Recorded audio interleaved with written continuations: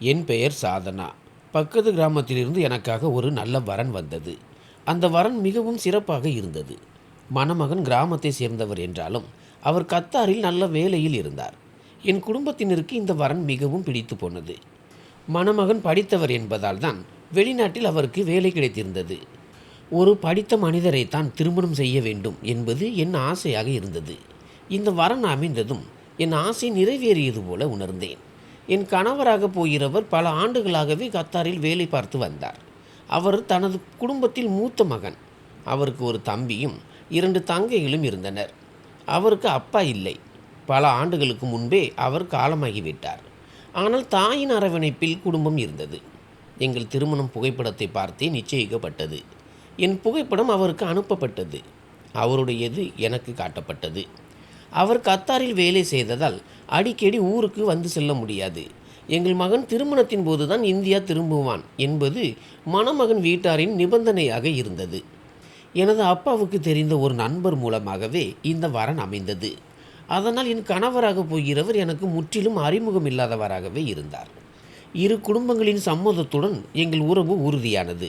சில நாட்களிலேயே திருமணமும் நடந்து முடிந்தது. முதல் இரவில் என் கணவரை சந்தித்த போது அவரது குணம் எனக்கு மிகவும் பிடித்திருந்தது. என் புகுந்த வீடு ஓரளவிற்கு வசதியாகவே இருந்தது. வீடு சற்று சிறியதாக இருந்தாலும் என் கணவரின் வருமானம் நன்றாக இருந்தது. வீடு சிறியதாக இருந்தால் பரவாயில்லை, பையனின் சம்பாத்தியம் நன்றாக இருக்க வேண்டும் என்று என் அம்மா எனக்கு அறிவுரை கூறியிருந்தார். நானும் அதை ஏற்றுக்கொண்டேன். ஆனால் திருமணமான 4 நாட்களில் என் கணவர் தனது உடைமைகளை மூட்டை கட்ட தொடங்கினார். அவர் மீண்டும் கத்தார் நாட்டிற்கு புறப்பட வேண்டும் என்ற செய்தியை கேட்டு நான் அழத் தொடங்கினேன். திருமணம் முடிந்து 3-4 நாட்களே ஆகியிருந்த நிலையில் என் கணவர் ஷியாம் என்னை இங்கே தனியாக விட்டுவிட்டு செல்வதா? அவர் இல்லாமல் நான் எப்படி இருப்பேன்? நாங்கள் இன்னும் ஒருவரை ஒருவர் சரியாக புரிந்து கொள்ள கூட இல்லையே. என் கணவருடன் சேர்ந்து வாழ வேண்டும் என்று நான் ஆசைப்பட்டேன். திருமணத்திற்கு முன்பே அவர் கத்தாரில் வேலை செய்கிறார் என்பது எனக்கு தெரியும். ஆனால் திருமணமான 4 நாட்களில் அவர் செல்வார் என்பதை என்னால் ஜீரணிக்க முடியவில்லை. அவர் இவ்வளவு அவசரமாக கிளம்புவார் என்று நான் எதிர்பார்க்கவில்லை. அதனால் அதிர்ச்சியில் உறைந்து போனேன். அவர் குறைந்தது ஒரு 2 மாதங்களாவது இங்கேயே தங்கி என்னை வெளியே அழைத்து செல்வார், எங்களுக்கிடையே நல்ல பேச்சுவார்த்தைகள் இருக்கும் என்று கனவு கண்டேன். ஆனால் நிஜம் வேறாக இருந்தது. அவர் செல்வதற்கான ஆயத்தங்களில் தீவிரமாக இருந்தார். கண்களில் கண்ணீருடன் அவரிடம், நீங்கள் இல்லாமல் நான் இங்கே எப்படி இருப்பேன் என்று கேட்டேன். என் பேச்சை கேட்ட ஷியாம், இது என் கட்டாயம், அங்கே எனக்கு வேலை இருக்கிறது, என்னால் அதிக நாட்கள் இங்கே தங்கி இருக்க முடியாது, இல்லை என்றால் என் வேலை பறிபோய்விடும். உண்மையில் நான் 2 மாத விடுமுறையில் தான் வந்தேன். ஆனால் நிறுவனம் திடீரென விடுமுறையை ரத்து செய்துவிட்டு என்னை திரும்ப அழைக்கிறது. அங்கே வேலை அதிகம் இருப்பதால் அடிக்கடி எனக்கு ஃபோன் வருகிறது என்றார் ஷியாம். இதை கேட்டதும் என் கண்கள் கலங்கின. ஒரு வெளிநாட்டுக்காரரை திருமணம் செய்திருக்கவே கூடாது என்று எனக்கு கோபம் வந்தது. வெளிநாட்டில் வேலை செய்பவரை திருமணம் செய்வது எவ்வளவு கடினம் என்பதை அன்று நான் உணர்ந்தேன். என் கணவர் தனது உடைமைகளை மூட்டை கட்டிவிட்டு நான் கடைவீதி வரை சென்று வருகிறேன் என்று கூறி சென்றார். அவர் திரும்பி வரும்போது சுமார் 15 முதல் 20 கிலோ வரை படிகாரத்தை வாங்கி வந்திருந்தார். இதை என் பெட்டியில் அடுக்கி வை என்றார். இவ்வளவு படிகாரத்தை பார்த்து நான் திகைத்து போனேன். அங்கே போய் இதை வைத்து என்ன செய்வீர்கள்? இது இவ்வளவு அதிகமாக இருக்கிறதே, இதனால் உங்கள் பெட்டியின் எடையும் அதிகமாகும், எக்ஸ்ட்ரா லக்கேஜ் கட்டணம் கட்ட வேண்டியிருக்குமே. உங்கள் ஊரை போல அங்கேயும் தண்ணீர் அழுக்காக வருமா? அதை சுத்தம் செய்யவா இதை கொண்டு செல்கிறீர்கள் என்று கேட்டேன். எங்கள் பகுதியில் தண்ணீர் அழுக்காக வரும்போது பாத்திரங்களை சுத்தப்படுத்த என் அம்மா தண்ணீரில் படிகாரத்தை போட்டு சுழற்றுவார். அப்படி செய்தால் கிருமிகள் அழியும் என்பது அம்மாவின் நம்பிக்கை. அதை நினைத்துதான் நான் அவரிடம் அப்படி கேட்டேன். என் பேச்சை கேட்டு ஷியாம் சிரிக்க தொடங்கினார். உன் பகுதியில் இது பாத்திரம் கழுவ பயன்படலாம், ஆனால் கத்தாரில் சுத்தமான தண்ணீர் தான் கிடைக்கிறது. அங்கே இருக்கும் பெண்கள் இதை வேறு ஒரு விஷயத்திற்காக பயன்படுத்துகிறார்கள் என்றார். அவர்கள் இதை எதற்காக பயன்படுத்துகிறார்கள் என்று எனக்கு துல்லியமாக தெரியாது. ஆனால் அங்கே இதற்கு அதிக மதிப்பு உண்டு. கத்தார் நாட்டு பெண்கள் இதை பல மடங்கு விலை கொடுத்தும் வாங்க தயாராக இருக்கிறார்கள். அநேகமாக அங்கிருக்கும் எல்லா பெண்களின் வீட்டிலும் இந்த படிகாரம் இருக்கும். நான் எப்போது ஊருக்கு வந்து திரும்பினாலும் இதை கட்டாயம் கொண்டு செல்வேன் என்றார் ஷியாம். அவர் சொன்னதை கேட்டு நான் வியந்தேன். இங்கு சாதாரணமாக கிடைக்கும் ஒரு பொருளுக்கு அங்கு இவ்வளவு மதிப்பா? ஆனால் அந்த நேரத்தில் என் கணவரின் பிரிவை நினைத்து வருந்தினேனே தவிர படிகாரத்தை பற்றி அதிகம் யோசிக்கவில்லை. அவரது பெட்டியில் படிகாரத்தை அடுக்கி வைத்தேன். அழுது கொண்டே ஷியாமிடம், எவ்வளவு சீக்கிரம் முடியுமோ அவ்வளவு சீக்கிரம் என்னையும் உங்களுடன் அழைத்து செல்லுங்கள் என்று வேண்டினேன்.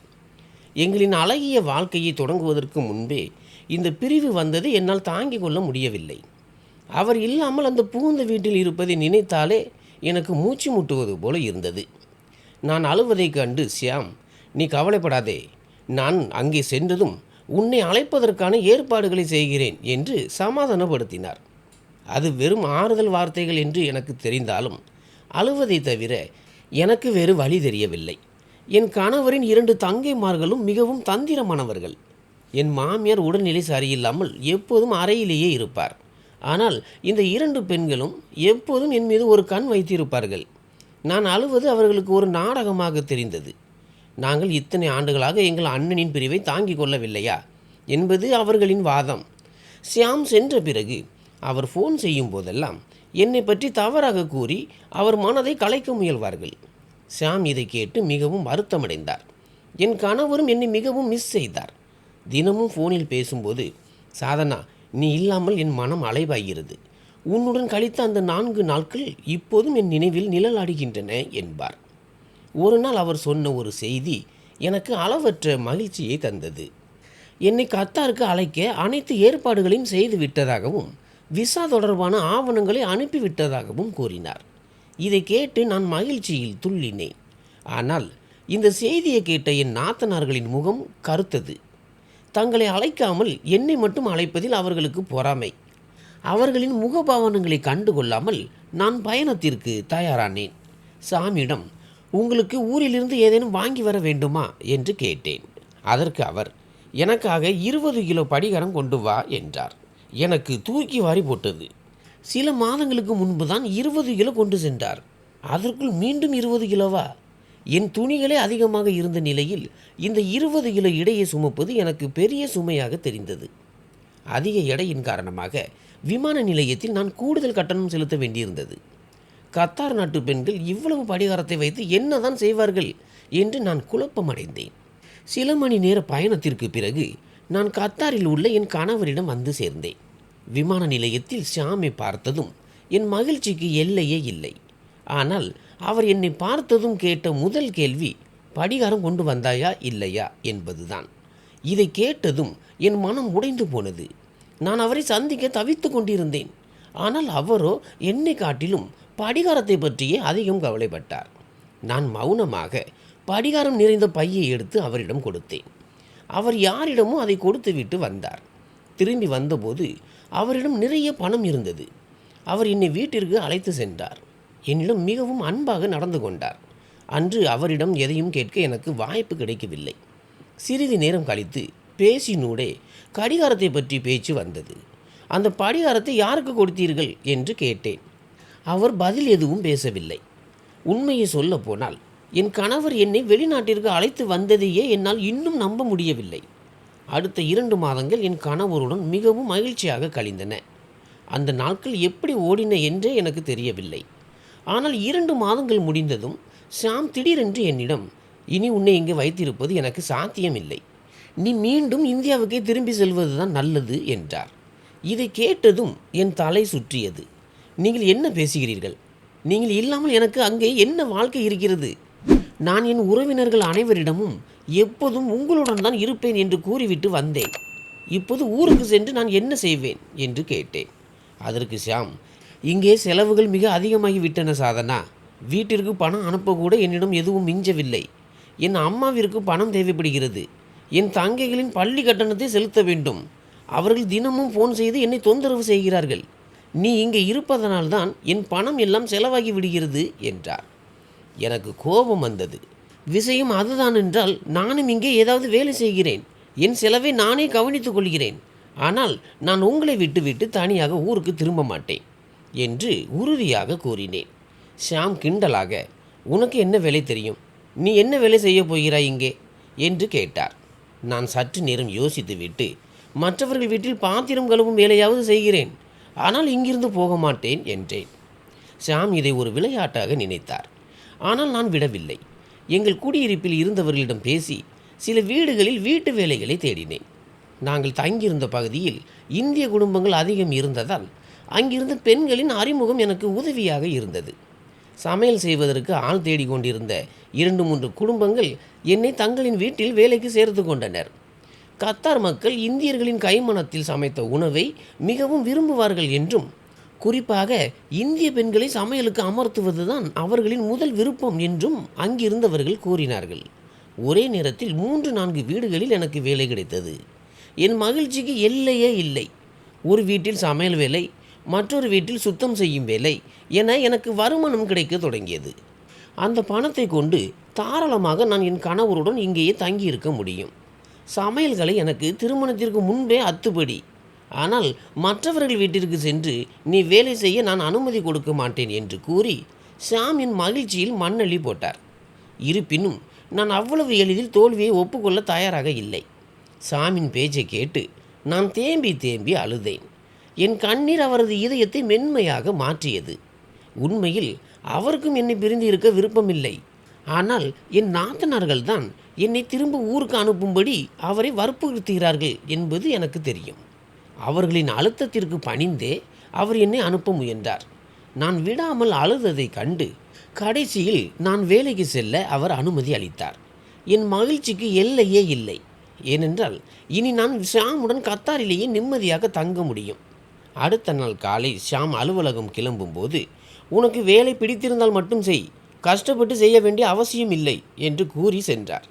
அவர் சென்றவுடன் நான் வீட்டு வேலைகளை முடித்துவிட்டு என் அண்டை வீட்டாருடன் கத்தார் பெண்களின் வீடுகளுக்கு சென்றேன். அந்த வீடுகள் உள்ளே அரண்மனையைப் போல பிரம்மாண்டமாக இருந்தன. அவற்றை பார்த்து நான் பிரமித்து போனேன். அங்கிருந்த பெண்களும் மிகவும் கனிவாக பழகினர். சில பெண்களுக்கு தமிழ் ஓரளவு புரிந்தது, ஆனால் பேச தெரியவில்லை. சைகையிலேயே என்ன மாதிரியான உணவு வேண்டும் என்று எனக்கு புரிய வைத்தனர். ஆனால் முதல் நாளிலேயே நான் ஒரு விசித்திரமான விஷயத்தை கவனித்தேன். ஒரு எஜமானின் வீட்டு சமையலறையில் நான் வேலை செய்தபோது அங்கே ஒரு பெரிய பெட்டி நிறைய படிகாரம் வைக்கப்பட்டிருந்தது. அதை பார்த்ததும் எனக்கும் என் கணவருக்கும் இருந்த அந்த பழைய நினைவு வந்தது. நாங்களும் இந்தியாவிலிருந்து இவ்வளவு படிகாரத்தை கொண்டு வந்தோமே, அதை ஷாம் என்ன செய்தார்? இவ்வளவு படிகாரத்தை வைத்து இந்த பெண்கள் என்ன செய்கிறார்கள் என்ற கேள்வி எனக்குள் எழுந்தது. இந்த கேள்வியை யாரிடம் கேட்பது என்று எனக்கு தெரியவில்லை. அங்கு இருந்த மற்ற வேலைக்காரர்களுக்கு தமிழ் அல்லது ஆங்கிலம் தெரியவில்லை. ஷாமும் தனக்கு அது பற்றி தெரியாது என்று தான் சொல்லியிருந்தார். நான் அந்த சிந்தனையிலேயே 2-3 மணி நேரத்தில் சமைத்து முடித்துவிட்டு அடுத்த வீட்டிற்கு வேலைக்கு சென்றேன். அங்கேயும் அதே காட்சி. அந்த சமையலறையில் முதல் வீட்டை விட அதிக அளவில் படிகாரம் கொட்டி வைக்கப்பட்டிருந்தது. இப்போது என் ஆர்வம் எல்லை கடந்து போனது. இந்தியாவில் நான் பார்த்திராத இந்த விசித்திரமான பழக்கம் எனக்குள் ஒரு பெரிய ஆர்வத்தை தூண்டியது. சமையலறையில் நான் வேலை செய்து கொண்டிருந்த போது ஒரு பெண் உள்ளே வந்தார். அவர் ஒரு பெரிய படிகார துண்டை எடுத்து ஒரு பாத்திரத்தில் இருந்த தண்ணீரில் போட்டார். பின் அந்த பாத்திரத்தை மூடிவிட்டு சமையலறையில் ஒரு மூலையில் வைத்தார். எதற்காக அவர் தண்ணீரில் படிகாரத்தை ஊற வைக்கிறார் என்பது எனக்கு புரியவில்லை. அவர் அதை மிகவும் ரகசியமாக செய்தார். நான் அதை கவனிப்பதை அவர் விரும்பவில்லை என்பது அவரது உடல் மொழியிலேயே தெரிந்தது. யாரோ ஒரு அந்நிய பெண் இதை பார்ப்பதை அவர் விரும்பாதது போல இருந்தது. இது எனக்கு இன்னும் வியப்பை அளித்தது. எது எப்படியோ எனது முதல் நாள் வேலை மிகவும் நன்றாக கழிந்தது. அனைத்து வீடுகளிலும் சமையல் மற்றும் சுத்தம் செய்யும் பணிகளை முடித்துவிட்டு 6 முதல் 7 மணி நேரத்தில் நான் விடுபட்டேன். ஷாம் அலுவலகத்திலிருந்து வீடு திரும்புவதற்கு முன்பே நான் வீட்டிற்கு சென்று விட்டேன். சமையல் செய்வது எனக்கு பிடித்த கலை என்பதால் இந்த வேலை எனக்கு சுமையாக தெரியவில்லை. மாலையில் ஷாம் வீடு திரும்பியதும் என்னிடம் பல கேள்விகளை கேட்டார். வேலை மிகவும் நன்றாக இருக்கிறது, எனக்கு எந்த சிரமமும் இல்லை, வேண்டுமானால் என் சம்பளம் முழுவதையும் உங்கள் வீட்டிற்கு அனுப்பிவிடுங்கள், உங்கள் துணை இருந்தால் போதும் என்று நான் அவருக்கு தைரியம் கூறினேன். எனது பேச்சை கேட்டு என் கணவர் புன்னகைத்தார். உண்மையில் நான் இவை அனைத்தையும் அவருடன் இருப்பதற்காகத்தானே செய்தேன். இரவு உணவிற்கு பிறகு ஷாம் என்னை வெளியே அழைத்து சென்றார். நான் கத்தாருக்கு வந்த பிறகு முதன்முறையாக அவர் என்னை வெளியே அழைத்து செல்கிறார். அவருடன் வெளியில் சுற்றி திரிவது எனக்கு மிகுந்த நிம்மதியை தந்தது. இல்லை என்றால் எப்போது என்னை ஊருக்கு திருப்பி அனுப்புவாரோ என்ற அச்சத்திலேயே நான் இருந்திருப்பேன். ஷாம் என்னை ஒரு பெரிய மாலுக்கு ஷாப்பிங் செய்ய அழைத்து சென்றார். அந்த வண்ணமயமான உலகிற்குள் நுழைந்ததும் நான் என்னையே மறந்துவிட்டேன். அந்த மாலில் பிரம்மாண்டமான தங்க நகை கடைகள் இருந்தன. அங்குள்ள ஒவ்வொரு பெண்ணும் ஏராளமான தங்க நகைகளை அணிந்திருந்தனர். இவ்வளவு தங்கத்தை ஒரு பெண் பகிரங்கமாக அணிந்திருப்பதை நான் இதற்கு முன்பு பார்த்ததே இல்லை. கத்தாரில் பெரிய வீடுகளை தவிர வேறு எதுவும் இருக்காது என்றுதான் நான் நினைத்திருந்தேன். ஆனால் இங்குள்ள மக்கள் அபரிதமான வளர்ச்சி அடைந்திருந்தனர். இன்றுதான் முதல் முறையாக இங்கிருக்கும் சூழலை நான் நேரில் பார்த்தேன். நாங்கள் நிறைய ஷாப்பிங் செய்தோம். என் கணவர் எனக்கு அங்கிருந்து ஐஸ்கிரீமையும் வாங்கி தந்தார். வீடு திரும்பும் வழியில் ஷியாமின் நண்பர் ஒருவரை சந்தித்தோம். அவர் அலுவலக நண்பராக இருக்கலாம். அவருடன் அவரது மனைவியும் இருந்தார். ஷியாம் என்னை அந்த நண்பரிடமும் அவரது மனைவியிடமும் அறிமுகப்படுத்தினார். அவர்கள் மிகவும் நல்லவர்களாக தெரிந்தனர். திருமணத்திற்கு பிறகு நான் இந்தியாவிலிருந்து முதன்முறையாக இங்கு வந்திருக்கிறேன் என்று தெரிந்ததும் அவர்கள் எங்களை அடுத்த நாள் இரவு உணவிற்கு தங்கள் வீட்டிற்கு அழைத்தனர். அவர்களும் கத்தாரில் தான் வசித்தனர். அவர்களுக்கு தமிழ் நன்றாக தெரிந்தது. ஷியாம் முதலில் மறுத்து பார்த்தார். ஆனால் அவர்கள் பிடிவாதமாக இருந்ததால் என் கணவர் அவர்களது அழைப்பை ஏற்றுக்கொண்டார். ஷியாமின் நண்பர் வீட்டிற்கு செல்ல நான் மிகவும் ஆர்வமாக இருந்தேன். ஏனெனில் கத்தார் மக்களின் கைமணத்தில் சமைத்த உணவை நான் அதுவரை சுவைத்ததில்லை. நான் இந்திய பெண் என்பதால் நானே சமைத்து சாப்பிட்டு கொண்டிருந்தேன். மேலும் கத்தாரில் முதல் முறையாக ஒருவரது வீட்டிற்கு விருந்துக்கு செல்வதும் இதுவே முதல் முறை. அடுத்த நாள் வழக்கம் போல எல்லா வீடுகளிலும் வேலைகளை முடித்துவிட்டு சீக்கிரம் வந்து தயாரானேன். ஷியாம் அலுவலகத்தில் இருந்து வந்ததும் நாங்கள் நண்பர் வீட்டிற்கு புறப்பட்டோம். அந்த நண்பரும் அவரது மனைவியும் எங்களை மிகவும் சிறப்பாக வரவேற்றனர். ஷியாமின் நண்பரின் வீடு வெளியிலிருந்து பார்ப்பதை விட உள்ளே பல மடங்கு அழகாக இருந்தது. அவர்களுக்கு 2 அழகான மகன்களும் 9 மாதங்களிலேயான ஒரு பெண் குழந்தையும் இருந்தனர். அந்த சிறுமியை கண்டதும் எனக்கு அவள் மீது மிகுந்த அன்பு ஏற்பட்டது. ஷியாமின் நண்பரின் மனைவி பெயர் ஆயிஷா. அவர் சமையலறையில் உணவை தயாரித்து கொண்டிருந்தார். நானும் அவருக்கு உதவ சென்றேன். என்னை பார்த்த ஆயிஷா புன்னகையுடன், நீங்கள் போய் அமருங்கள், நான் உணவை முடித்துவிட்டு வருகிறேன் என்றார். ஆனால் நான் அதை மறுத்துவிட்டு அவருக்கு உதவ தொடங்கினேன். அப்போது என் கண்கள் ஆயிஷா சமையலறையில் இருந்த படிகாரத்தின் மீது விழுந்தது. அவர் ஒரு டிரான்ஸ்பரண்ட் டப்பாவில் படிகாரத்தை வைத்திருந்தார். அதனால் உள்ளே இருந்த படிகாரம் எனக்கு தெளிவாக தெரிந்தது. மீண்டும் என் மனதில் அதே கேள்வி எழுந்தது. இந்த கத்தார் நாட்டு பெண்கள் படிகாரத்தை வைத்து என்னதான் செய்கிறார்கள்? இந்த ரகசியத்தை ஆயிஷாவிடமே கேட்டுவிடலாம் என்று நினைத்தேன். ஆனால் சற்றே தயக்கமாக இருந்தது. ஏனெனில் நான் வேலை செய்யும் இடங்களில் அந்த எஜமானிகள் படிகாரத்தை ரகசியமாக ஒளித்து வைப்பதை பார்த்திருக்கிறேன். இதன் பின்னணியில் ஏதோ ஒரு பெரிய விஷயம் இருக்குமோ என்று எனக்கு தோன்றியது. ஆயிஷா சமையலில் மும்முரமாக இருந்தார். என்னால் அதற்கு மேல் பொறுமையாக இருக்க முடியவில்லை. இந்த படிகாரத்தை எதற்காக இங்கே வைத்திருக்கிறீர்கள்? இவ்வளவு படிகாரத்தை வைத்து நீங்கள் என்ன செய்கிறீர்கள்? எங்கள் ஊரில் சமையலறையில் இவ்வளவு படிகாரத்தை வைத்திருக்க மாட்டோமே என்று கேட்டுவிட்டேன். இதை கேட்டவுடன் ஆயிஷாவின் முகம் சட்டென்று மாறியது. அவர் உடனடியாக அந்த படிகார டப்பாவை எடுத்து ஒரு மூலையில் மறைத்து வைத்தார். அவரது அந்த செயல் எனக்கு விசித்திரமாக தெரிந்தது. எனது கேள்விகளுக்கு பதில் சொல்லாமலேயே அவர் மீண்டும் சமையலில் மும்முரமாகிவிட நானும் மௌனமானேன். மீண்டும் அதை பற்றி கேட்க எனக்கு துணிவில்லை. அது அநாகரிகமாகவும் தோன்றியது. ஆயிஷா மிகவும் சுவையான உணவை தயாரித்திருந்தார். விருந்து மிக சிறப்பாக அமைந்தது. அவர்களிடம் விடைபெற்று நாங்கள் வீடு திரும்பினோம். அவர்கள் வீட்டிற்கு சென்றது மகிழ்ச்சியாக இருந்தாலும் வழி நெடுக என் சிந்தனை முழுவதும் அந்த படிகாரத்தை பற்றியே இருந்தது. நான் அமைதியாக இருப்பதை பார்த்த ஷியாம், உனக்கு என்ன ஆனது என்று கேட்டார். நான் அவரிடம் நடந்ததை சொன்னேன். நான் வேலை செய்யும் வீடுகளிலும் சரி, இன்று ஆயிஷாவின் சமையலறையிலும் சரி, ஏன் இவ்வளவு படிகாரம் இருக்கிறது? இவ்வளவு படிகாரத்தை வைத்து கத்தார் பெண்கள் என்னதான் செய்கிறார்கள் என்று நான் கேட்டதை கேட்டு என் கணவர் சிரித்தார். நீங்கள் பெண்கள் எதற்கு எடுத்தாலும் இப்படித்தான் யோசிப்பீர்கள். அவர்கள் அதை வைத்து என்ன செய்தால்தான் நமக்கு என்ன என்றார். ஆனால் எனக்கு அந்த உண்மையை அறிய வேண்டும் என்ற பிடிவாதம் இருந்தது. ஏனெனில் இந்தியாவில் படிகாரம் சாதாரணமாக கிடைக்கிறது. ஆனால் அங்கே அதை கொண்டு எந்த ஒரு ரகசிய சோதனையும் செய்வதில்லை. ஆனால் இங்கு அதன் பயன்பாடு வேறாக இருக்கிறது. சரி, நானே உனக்காக விசாரித்து சொல்கிறேன்.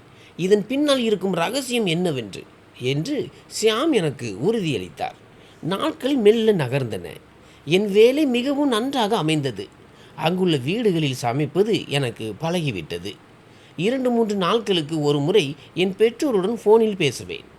நான் ஷியாமிடம் இருப்பதை அறிந்து என் தாய் மிகுந்த நிம்மதி அடைந்தார். நான் பலமுறை என் அம்மாவிடம் படிகாரத்தை பற்றி கேட்டு பார்த்தேன், ஒருவேளை அவருக்கு ஏதேனும் தெரிந்திருக்குமோ என்று. ஆனால் என் அம்மாவிற்கும் படிகாரத்தை தண்ணீரில் ஊற வைத்து என்ன செய்ய முடியும் என்பது பற்றி ஏதும் தெரிந்திருக்கவில்லை. இது எனக்கு மிகவும் வியப்பாக இருந்தது. இப்போது நான் கத்தாரில் முழுமையாக குடியேறிவிட்டேன். இந்தியா திரும்புவது பற்றிய கவலை இப்போது எனக்கில்லை. என் வேலையும் மிக சிறப்பாக சென்றது. நானும் என் கணவரும் இங்கே நன்றாக சம்பாதித்தோம். நான் வேலை செய்யும் வீடுகளில் இருப்பவர்கள் என் மீது மிகுந்த அக்கறை காட்டினர். நான் சமைக்கும் உணவிற்கும் நான் செய்யும் சுத்தமான வேலைக்கும் அங்கே நல்ல பாராட்டு கிடைத்தது. நான் மிகவும் நேர்த்தியாக வேலை செய்தேன். சமையல் வேலையும் எனக்கு பெரிய சுமையாக இல்லை. 2-3 வகையான உணவுகளை சிறிய அளவில் சமைக்க வேண்டும், அவ்வளவுதான். சில நாட்கள் கடந்தன. ஒரு நாள் ஷியாம் அலுவலகத்திலிருந்து வீடு திரும்பிய போது மிகவும் உற்சாகமாக தெரிந்தார். எனக்காக உன் கைப்பட ஒரு நல்ல டீ போட்டு கொண்டு வா என்றார். நான் அவரிடம், இன்று உங்களுக்கு என்ன இவ்வளவு மகிழ்ச்சி? மிகவும் புத்துணர்ச்சியாக இருக்கிறீர்களே என்று கேட்டேன். அதற்கு ஷியாம், உன் நீண்ட கால பிரச்சனைக்கு நான் இன்று தீர்வு கொண்டு வந்திருக்கிறேன். சீக்கிரம் டீயோடு வா, அமர்ந்து பேசுவோம் என்றார்.